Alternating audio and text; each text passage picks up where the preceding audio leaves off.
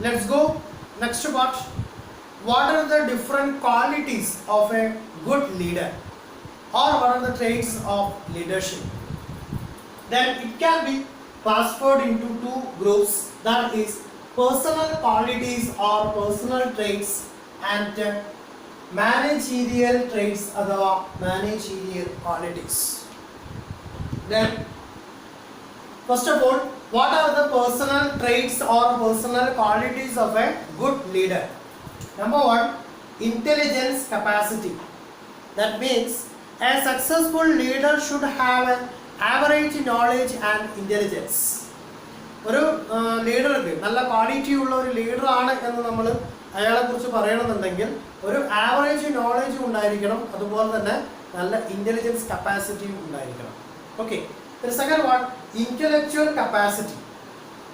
Intellectual capacity, that means a leader should have mental ability to think clearly. വളരെ clear ആയിട്ട് തീരുമാനങ്ങൾ എടുക്കുവാനുള്ള ഒരു mental capacity അയാൾക്ക് ഉണ്ടായിരിക്കണം. That means to analyze and interpret accurately, then clearly and consciously about the problem related with organization. ഇപ്പോൾ ഒരു ഫോമിനെ relate ചെയ്യുന്ന അല്ലെങ്കിൽ ഫോമിനെ എഫക്റ്റ് ചെയ്യുന്ന ഏതെങ്കിലും തരത്തിലുള്ള പ്രോബ്ലംസ് അലേർട്ട് ചെയ്ത് കഴിഞ്ഞാൽ ആ പ്രോബ്ലത്തിനെ ഓവർകം ചെയ്യാൻ ഉള്ള കപ്പാസിറ്റി, അതിനുള്ള ഒരു മെൻ്റൽ കപ്പാസിറ്റി, അല്ലെങ്കിൽ അതിന് ഡിസിഷൻ എടുക്കാനുള്ള ഒരു പവർ, അല്ലെങ്കിൽ അത് ക്ലിയർലി കംപ്ലീറ്റ് ചെയ്തു പോകാനുള്ള ഒരു കഴിവ്, അല്ലെങ്കിൽ അത് ഇൻ്റർപ്രറ്റ് ചെയ്യാൻ ക്ലിയർ ആയിട്ട് ഇൻ്റർപ്രറ്റ് ചെയ്യാനുള്ള ഒരു കപ്പാസിറ്റി, അത് ആർക്കുണ്ടായിരിക്കണം? ഒരു ലീഡർക്ക് ഉണ്ടായിരിക്കണം. Then third one, self confidence. Then ഒരു ലീഡർക്ക് അയാളെ കുറിച്ചിട്ടും അയാളുടെ ഫോളോവേഴ്സിനെ കുറിച്ചിട്ടും ഒരു കോൺഫിഡൻസ് ഉണ്ടായിരിക്കണം. That means he should have a confidence in himself and strong will power. That means അത് ചെയ്യാൻ പറ്റും, that means I can or we can എന്നുള്ള ആ ഒരു കപ്പാസിറ്റി അദ്ദേഹത്തിന് ഉണ്ടായിരിക്കണം. That means he should create a self confidence. Then fourth one, initiative. A successful leader has to undertake suitable sequence of action at a proper time. അതായത് ഏത് കേസിലാണോ problems കടന്നു വരുന്നത്, അല്ലെങ്കിൽ ഏത് സിറ്റുവേഷനിലാണോ ഏത് ടൈമിലാണോ എഫക്ട് ചെയ്യുന്നത്, ആ പ്രോപ്പർ ടൈമിൽ തന്നെ അതിനുള്ള സൊല്യൂഷൻസ് കണ്ടെത്താനും അല്ലെങ്കിൽ അത് ഓവർകം ചെയ്തു പോകാനുള്ള ഇനീഷ്യേറ്റീവ് കപ്പാസിറ്റി ആർക്കുണ്ടായിരിക്കണം? ലീഡർക്ക് ഉണ്ടായിരിക്കണം. അല്ലെങ്കിൽ അത് ഇന്ന പീരീഡിൽ വരും, ആ പീരീഡ് വരുമ്പോൾ ഞാൻ ആക്ഷൻ എടുത്തോളാം എന്നുള്ളതല്ല ലീഡർ എന്ന് പറഞ്ഞു. അതായത് ടൈമിൽ വർക്കേഴ്സിനെ ഹെൽപ്പ് ചെയ്യുന്നു, വർക്കേഴ്സിനെ ഇൻഫ്ലുവൻസ് ചെയ്യുന്ന പ്രോസസ്സാണ് ലീഡർഷിപ്പ് എന്ന് പറഞ്ഞാൽ തന്നെ. അപ്പോൾ എന്ത് ചെയ്യാം, ഓരോ ആക്ടിവിറ്റീസിനും ഉണ്ടാകുന്ന പ്രോബ്ലംസ് അല്ലെങ്കിൽ അതിൻ്റെ ഇഷ്യൂസ് അല്ലെങ്കിൽ അതിനെ ഓവർകം ചെയ്യാനുള്ള റെമഡിയൽ മെഷേഴ്സ് അത് ഇനീഷ്യേറ്റീവായിട്ട് വർക്ക് ചെയ്യാനുള്ള കപ്പാസിറ്റി ഉണ്ടാകും. Then sound physique, that means നല്ല ഫിസിക്കൽ കപ്പാസിറ്റി ഉണ്ടായിരിക്കണം. നമ്മൾ പറഞ്ഞു ഇൻ്റലക്ച്വൽ ആയിരിക്കണം, ഇൻ്റലിജൻസ് ഉണ്ടായിരിക്കണം എന്നുള്ളത്. അതുപോലെ തന്നെയാണ് എന്ത് physical capacity. That means sound physical and mental health is essential to bear the burden of leadership. ഒരു ലീഡർഷിപ്പ് അല്ലെങ്കിൽ ഒരു കൂട്ടം ആളുകളെ മാനേജ് ചെയ്യുക അല്ലെങ്കിൽ അവരെ ലീഡ് ചെയ്ത് പോകുക എന്ന് പറഞ്ഞാൽ it's A very complicated process. So അതിനുള്ള ഒരു ഹെൽത്ത്, അതായത് ഫുൾ ടൈം ടയേർഡ് ആയിട്ട് ഇതൊന്നും ചെയ്യാൻ വയ്യ, ഇതൊക്കെ നെക്സ്റ്റ് ടൈമിലാവാം, നാളെ നെക്സ്റ്റ് ഡേ എന്ന് പറഞ്ഞ് മാറ്റി വെക്കുന്ന ആ ഒരു മെൻറ്റാലിറ്റി ഉണ്ടാവരുത്. ഓരോ പ്രോബ്ലംസും സൊല്യൂഷൻ കണ്ടെത്താനുള്ള മെൻ്റൽ കപ്പാസിറ്റിയും ഫിസിക്കൽ കപ്പാസിറ്റിയും ഒരു ലീഡർക്ക് ഉണ്ടായിരിക്കണം. Then dynamic personality. A leader should possess the charming and cheerful personality. വളരെ പുഞ്ചിരിയോട് കൂടി ഏത് പ്രോബ്ലത്തിനെയും ആക്സെപ്റ്റ് ചെയ്യാനും അല്ലെങ്കിൽ അതിനെ ഓവർകം ചെയ്തു പോകാനുള്ള ഒരു കപ്പാസിറ്റി ഉണ്ടാവുക. വളരെ ടാക്ട്ഫുൾ ആയിട്ട് അല്ലെങ്കിൽ നല്ല ഒരു ഗുഡ് പേഴ്സണാലിറ്റി, വളരെ ചാമിങ് അല്ലെങ്കിൽ വളരെ ചിയർഫുൾ ആയിട്ടുള്ള ഒരു പേഴ്സണാലിറ്റി ആയിരിക്കണം, നീറ്റ് ആയിരിക്കണം എല്ലായ്പ്പോഴും ആരെയും ഒരു ലീഡർ എന്ന് പറയുന്നത്. അപ്പോൾ അങ്ങനെയുള്ള ഒരു അട്രാക്റ്റീവ് ആയിട്ടുള്ള ഒരു പേഴ്സണാലിറ്റി ഒരു ലീഡർക്ക് ഉണ്ടായിരിക്കണം. Then responsibility, that means a leader should be a responsible person and must be willing to do assume the responsibility for the consequences. That means ഏത് പ്രോബ്ലംസ് ആണോ അറൈവ് ചെയ്യുന്നത് അല്ലെങ്കിൽ ഏതൊക്കെ തരത്തിലുള്ള റെസ്പോൺസിബിലിറ്റീസ് ആണോ കടന്നു വരുന്നത്, ആ റെസ്പോൺസിബിലിറ്റീസ് ഒക്കെ ആക്സെപ്റ്റ് ചെയ്യുവാനുള്ള ഒരു കപ്പാസിറ്റി ഉള്ള ആളായിരിക്കണം. ദെൻ ഇമോഷണൽ സ്റ്റെബിലിറ്റി വളരെ നിർബന്ധമാണ്. ഇമോഷണൽ സ്റ്റെബിലിറ്റീസ്, ഇപ്പോൾ ഗ്രൂപ്പിലുള്ള ഏതെങ്കിലും മെമ്പേഴ്സ് നമ്മൾ പണിഷ് ചെയ്യുന്ന സമയത്ത് ഏതെങ്കിലും തരത്തിൽ റിയാക്ട് ചെയ്യുകയാണെങ്കിൽ ആ റിയാക്ട് ചെയ്തതിനെ പോസിറ്റീവ് ആറ്റിറ്റ്യൂഡിലേക്ക് കൊണ്ടുവരാനുള്ള കപ്പാസിറ്റി ഉണ്ടായിരിക്കണം. അതായത് ഇൻസ്റ്റബിലിറ്റി ഉണ്ടാവരുത്, ആളുകളുടെ ക്യാരക്ടറിൽ ചേഞ്ചസ് ആവുന്നത്. ലീഡറുടെ ഒബ്ജക്റ്റീവ് എന്താണ്? ഫോമിൻ്റെ പ്രീ പ്ലാൻഡ് ആയിട്ടുള്ള ഒബ്ജക്റ്റീവ് അറ്റൈൻ ചെയ്യുക എന്നുള്ളതാണ്. അതിലേക്ക് എത്തിച്ചേരാൻ വേണ്ടിയിട്ടുള്ള റെമഡിയൽ മെഷേഴ്സ് ആണ് കൊണ്ടുവരേണ്ടത്.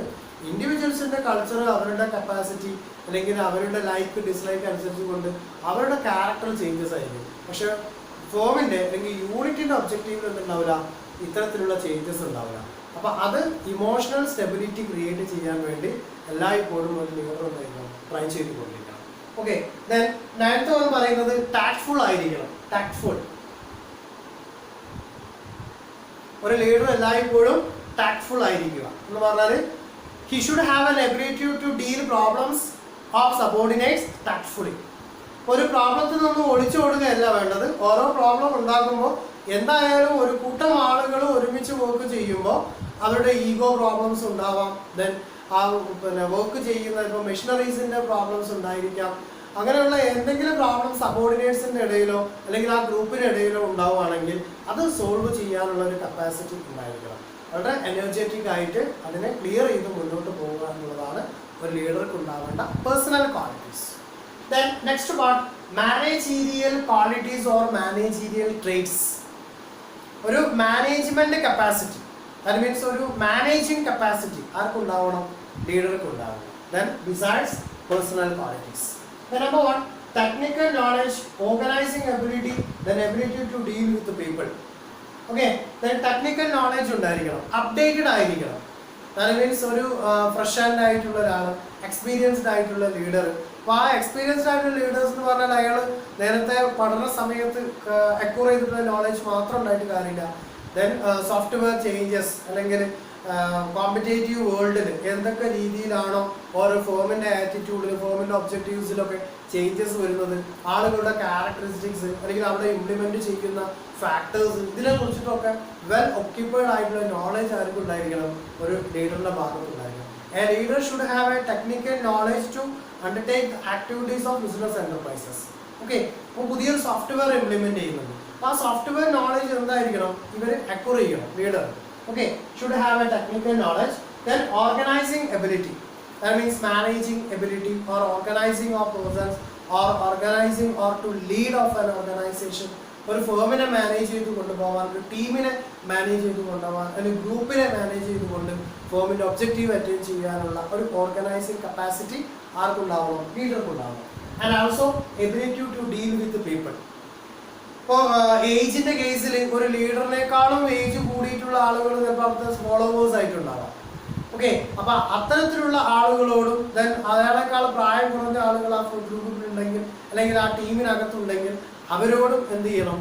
നല്ല രീതിയിൽ എനാക്ട് ചെയ്യാനും അവരുടേതായ പ്രോബ്ലംസ്, അവരുടെ ആറ്റിറ്റ്യൂഡ്, അവരുടെ ഇമോഷൻസ്, അവരുടെ എബിലിറ്റീസ്, അവരുടെ ഇൻട്രസ്റ്റ്, ഇതൊക്കെ കൺസിഡർ ചെയ്തുകൊണ്ട് എനാക്ട് ചെയ്യാനുള്ള ഒരു കപ്പാസിറ്റി ഉണ്ടാകും. ദാറ്റ് മീൻസ് ഒരു സൈക്കോളജിക്കൽ ഡിഫറൻസ് ഉണ്ടായിരിക്കും അവിടെ ഈ ഏജ് കപ്പാസിറ്റി തമ്മിൽ. ഇപ്പോൾ പറയുന്ന ഒരു പുതിയ വേർഡാണ് ന്യൂ ജനറേഷൻ. ജനറേഷൻ ഗ്യാപ്പാണ്. അപ്പോൾ ആ ജനറേഷൻ ഗ്യാപ്പിൽ ഉണ്ടാകുന്ന ആറ്റിറ്റ്യൂഡ് അല്ലെങ്കിൽ അവരുടെ ആ ഒരു ഇമോഷണൽ ആക്ടിവിറ്റീസ് അല്ലെങ്കിൽ അവരുടേതായ പെർട്ടിക്കുലർ കൾച്ചർ, ഇതൊക്കെ അനലൈസ് ചെയ്തുകൊണ്ട് അത് അണ്ടർസ്റ്റുഡ് ചെയ്തുകൊണ്ട് മുന്നോട്ട് കൊണ്ടുപോകാനും അവരെയും ഡീൽ ചെയ്യാനുള്ള കപ്പാസിറ്റി ആർക്കുണ്ടാവണം? ഒരു ലീഡർക്ക് ഉണ്ടായിരിക്കണം. ഇതാണ് മേജർ ആയിട്ടുള്ള traits or qualities of A good leadership or A successful leader. Is it clear?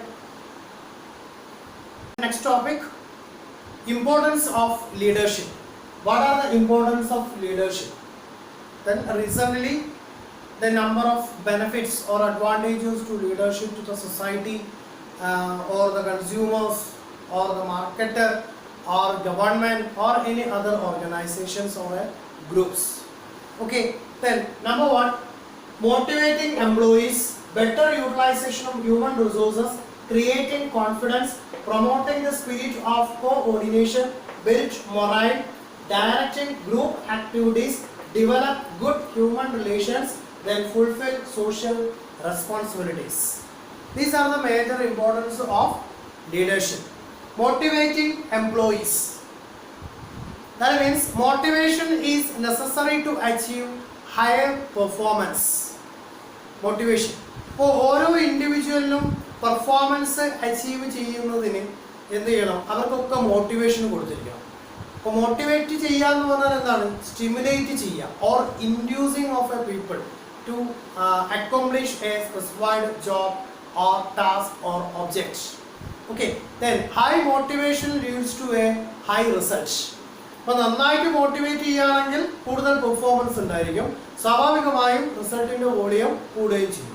Okay, a good leader by exercising his leadership motives employees for high performance. നല്ല ഒരു ലീഡർഷിപ്പ് ആണെങ്കിൽ ഓരോ ലീഡറും എന്ത് ചെയ്യുന്നു? ഓരോ എംപ്ലോയീസിനെയും മോട്ടിവേറ്റ് ചെയ്യുന്നു.